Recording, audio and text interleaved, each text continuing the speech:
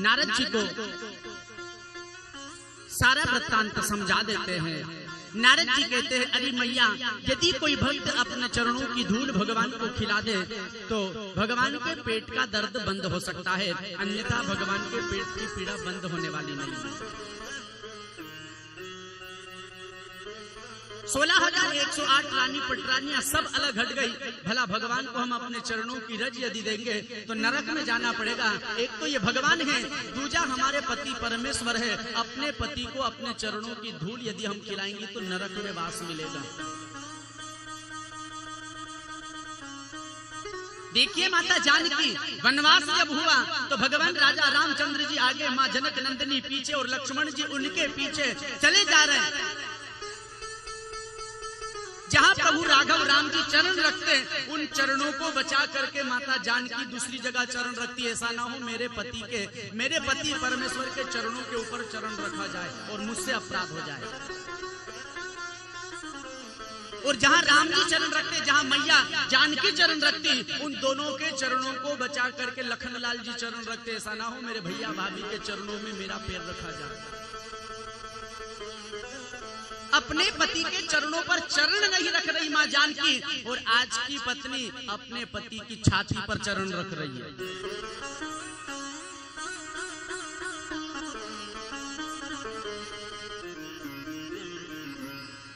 भगवान को चरणों की धूल नहीं पिलाना चाहती। द्वारिकाधीश ने कहा, नारद अब मुझसे सहन नहीं होता, कोई मेरा भक्त ऐसा नहीं है जो मुझे चरण रज दे दे। बोले भगवान सभी ने द्वारिका में मना कर दिया। तो भगवान ने कहा, तुम ऐसा करो, एक बार वृंदावन चले जाओ। वृंदावन जाकर राधा रानी से, उन गोपियों से कहना, यदि वो मुझे चरणों की रज दे दे तो मेरे पेट की पीड़ा बंद हो जाएगी, अन्यथा मैं ये दर्द अब सहन नहीं कर पा रहा हूं। सारी रानियां मन में विचार कर रही है, भला वो प्रेम करने वाली गोपियां क्या रज देगी। नारद जी अंतर ध्यान हुए और वृंदावन पहुंचे। वृंदावन में जैसे ही पहुंचे नारद जी, वृंदावन में जाते ही नारद ने गोपियों को देखा और अपना मुंह उदास कर करके आगे बढ़े। राधा रानी अष्ट सखियों के मध्य सारी गोपियों को लेकर के खड़ी है। नारद जी चले अकेले उदास, तो एक गोपी ने देखा नारद जी उदास है। अरे नारद, तुम्हारे मन पर उदासी किस बात की, इधर आओ। नारद जी निकट गए। राधा रानी ने पूछा, तुम उदास क्यों हो, क्या हो गया, कहां से आ रहे हो। तो नारद जी ने कहा, रानी मैं तुम्हें बताऊं तो बताऊं क्या। ब्रजरानी कहानी अगम्य बड़ी, जिसे है तू उदास दिखाया हूं मैं। ब्रजराज के पेट में पीड़ा उठी, ब्रजराज के द्वार पठाया हूं मैं।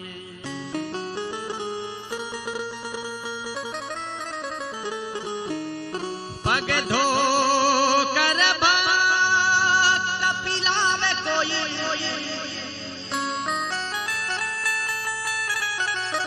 तब रोग मिटे समझाया हूं मैं।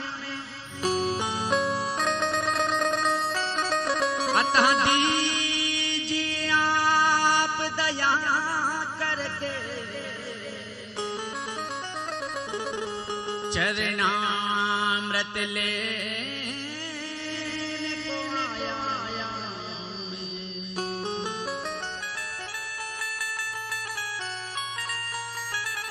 हे राधा,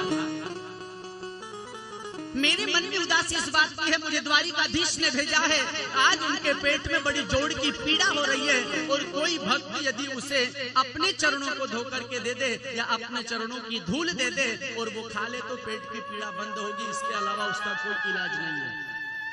राधा रानी ने कहा, नारद द्वारिका में ऐसा कोई भक्त नहीं मिला जो अपने चरणों की धूल द्वारिकाधीश को दे सका। बोले सभी ने मना कर दिया, इसीलिए मैं आपके पास आया हूं। राधा रानी ने जब ये बात सुनी, मन में विचार विचार किया हमारा प्रियतम है, हमारा कृष्ण है। अरे तुझे धूल क्या, जितनी धूल चाहिए ले, मैं अभी आगे हट जाती हूँ, तुझे जितनी धूल चाहिए उठा और लेकर जल्दी जा, मेरे प्रियतम का एक रोम भी नहीं दुखना चाहिए, जितनी धूल तुझे चाहिए ले जा। राधा रानी ने कहा चरणामृत क्या निज जीवन दे, पर मुख से निकले आ नहीं, सुखी प्रीतम प्यारा हमारा रहे,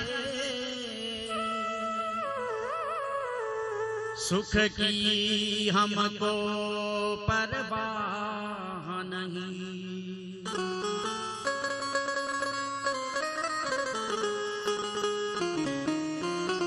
कुलिकांति विरोध करे तो करे,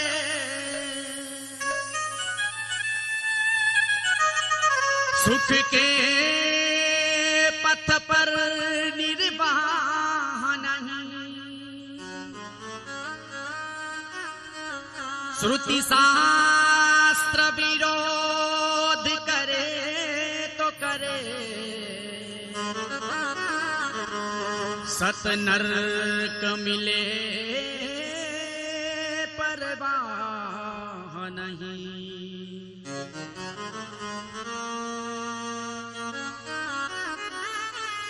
हे नारद, जितनी धूल तुझे चाहिए तू लेकर के जा, लेकिन हमारे प्रियतम कृष्ण का एक रोम भी नहीं दुखना चाहिए। ले मैं अभी आगे बढ़ जाती हूँ। नारद जी ने कहा नरक में जाना पड़ेगा, नरक मिलेगा। तुम जानते हो द्वारिकाधीश भगवान है, नारायण है, और उन्हें यदि तुम अपने चरणों की रज खिलाओगी, धूल खिलाओगी तो नरक में जाओगी। तो राधा रानी ने कह दिया सुरति शास्त्र विरोध करे तो करे, सत नरक मिले परवाह नहीं। एक बार नहीं, मुझे 100 बार भी यदि नरक में जाना पड़े तो नारद, मैं कृष्ण के लिए 100 बार भी नरक जाने के लिए तैयार हूं, लेकिन मेरे कृष्ण का रोम नहीं दुखना चाहिए। राधा रानी से जब ये बात कही ना, राधा रानी निवेदन कर रही है मैं कृष्ण के बिना जी नहीं पाऊंगी, वो तो मेरी किस्मत ने, वो तो मेरे इस भाग्य ने ना जाने मुझे क्यों कृष्ण से दूर कर दिया, अन्यथा मैं एक पल भी उससे दूर नहीं रह सकती। मेरा मन हमेशा कृष्ण के साथ रहता है। हम श्याम बिन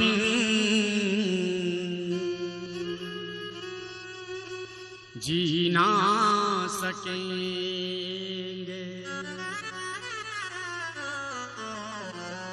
दर्द जुदाई हम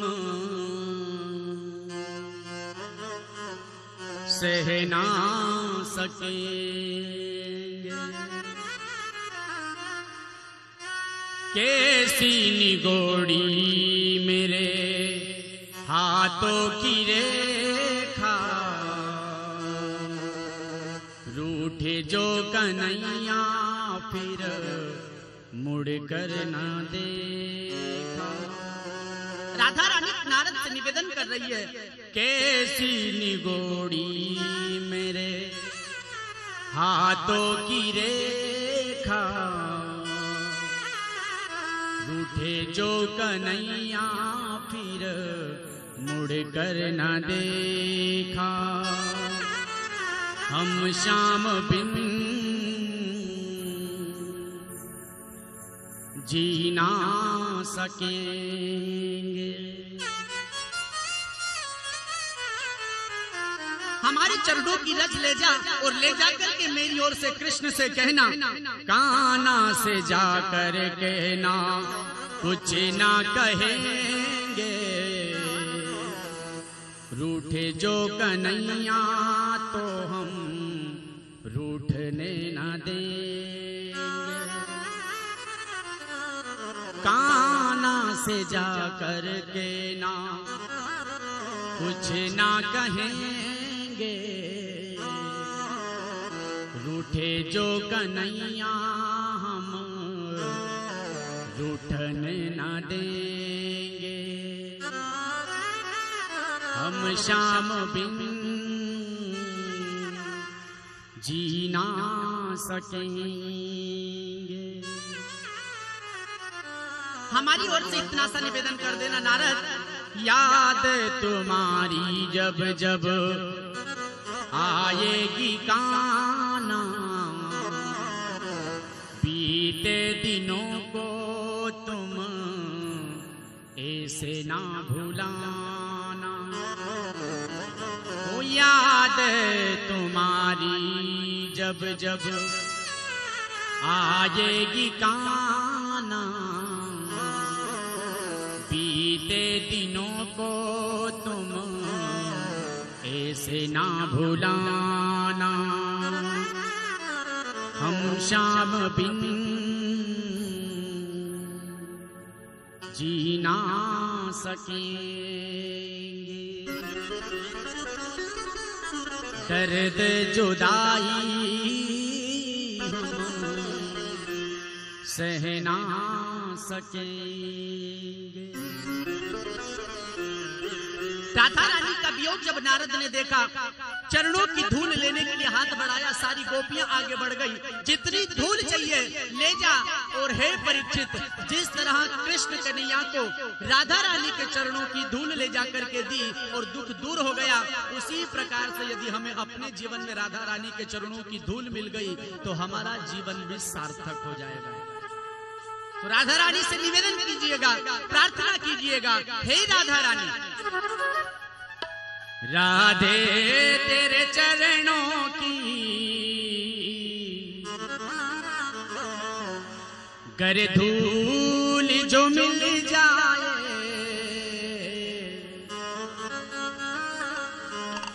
सच कहता हूँ मेरी तकदीर बदल जाए।